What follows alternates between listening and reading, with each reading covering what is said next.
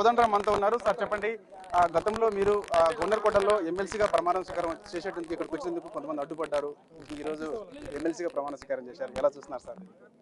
ఎలా చూస్తామేంది ఇప్పుడు ఏదైనా ఒకటి న్యాయం చేయాలనే ఆలోచనతో మనం ప్రయాణం మొదలు పెడితే అది ఆగదు, అది ముందుకు సాగుతుంటుంది. వాస్తవానికి చాలామందికి మేము స్పష్టంగా ఒక విషయం చెప్పదలుచుకుంది ఏంటంటే, రాష్ట్రంలో నిరంకుశ పాలనకు ప్రజాస్వామ్యానికి మధ్య ఘర్షణలో మేమంతా కూడా ప్రజాస్వామ్యం వైపు నిలబడ్డాం. కాబట్టి ఘర్షణ అక్కడి నుంచి పుట్టింది. ఈ ఘర్షణకు మూలాలు అందులో ఉన్నాయి. ఇవాళ మేము నిరంకుశ పాలనను వ్యతిరేకించడానికి చేసే పని ఆ ఒక్క నిర్ణయం మీద ఆధారపడి లేదు. ఆ నిర్ణయం జరిగినా ఇంకొక రకంగా ఫలితం వచ్చిన కోర్టు నుంచి మా పని అయితే కొనసాగేది, తప్పకుండా కొనసాగేది, అది ఆగేది కాదు. కాబట్టి ఆ కార్యాచరణలో మార్పు ఉండాలి, మా లక్ష్యంలో మార్పు లేదు, దాని విషయంలో మా చిత్తశుద్ధిలో మార్పు లేదు. మేము ఇంకా వెనక ముందు అయ్యేది లేదు. అది వాళ్ళు చేస్తున్న ఒక పొరపాటు ఏంటంటే, ఇది తీసేస్తే పని చేయమని అనుకున్నారు. అట్లా పని ఎట్లా అవుతుందండి? అది ఆగదు. మా నిబద్ధతలో ఏ మార్పు ఉండదు. ఓకే, ముఖ్యంగా మీరు అంటే ఇప్పుడు ఎమ్మెల్సీగా ప్రమాణ స్వీకారం చేశారు. అంటే ఎలా చూస్తారు సార్ ఈ పదవిని? మీరు బాధ్యతగా ఎలా చూస్తున్నారు? సమస్యలపైన ప్రభుత్వం దృష్టి తీసుకెళ్తుంటారా? ఎలా చూస్తారు? కరెక్ట్, ఒక బాధ్యతనే ఇది. ఇది ఉద్యమ ఆకాంక్షల వ్యక్తీకరణకు ఒక అవకాశం.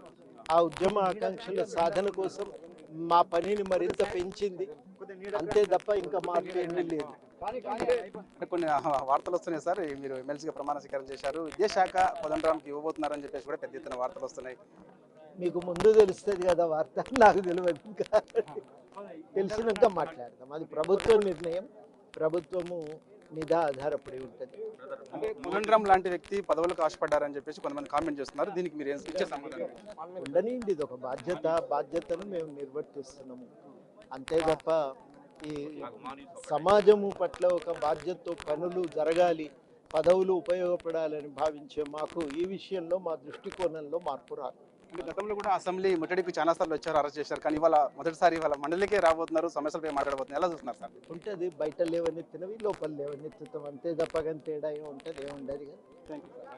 చూసాం కదా, మనం కొద్దిసేపటి క్రితమే ఎమ్మెల్సీగా కోదండరాం ప్రమాణ స్వీకారం చేసిన తర్వాత, గతంలో నేను ఏనాడైతే ఉద్యమం సమయంలో సమస్యలపై ఎలానైతే మాట్లాడానో, ఇవాళ మండలిలో కూడా అదే సమస్యలపై ఖచ్చితంగా నేను పోరాడతాను, అదేవిధంగా సమస్యలు ప్రభుత్వం దృష్టికి తీసుకొస్తానని చెప్పేసి కూడా ఆయన చెప్తున్నారు. దాంతో పాటుగా ఇక విద్యాశాఖ మినిస్టర్గా వార్తలు వస్తున్నాయని చెప్పేసి అడిగిన దానికి కూడా, చూద్దాం, వార్తలు వస్తున్నాయి కదా, నేనైతే అలాంటి వార్తలకు సమాధానం చెప్పను అని చెప్పేసి కూడా ప్రొఫెసర్ కొద్దిసేపటి క్రితమే ఎమ్మెల్సీగా ప్రమాణ స్వీకారం చేసినటువంటి కోదండరాం చెప్తున్నారు. వీడియో జర్నలిస్ట్ వినీత్తో సైదుల్ బిగ్ టీవీ, శాసన మండలి.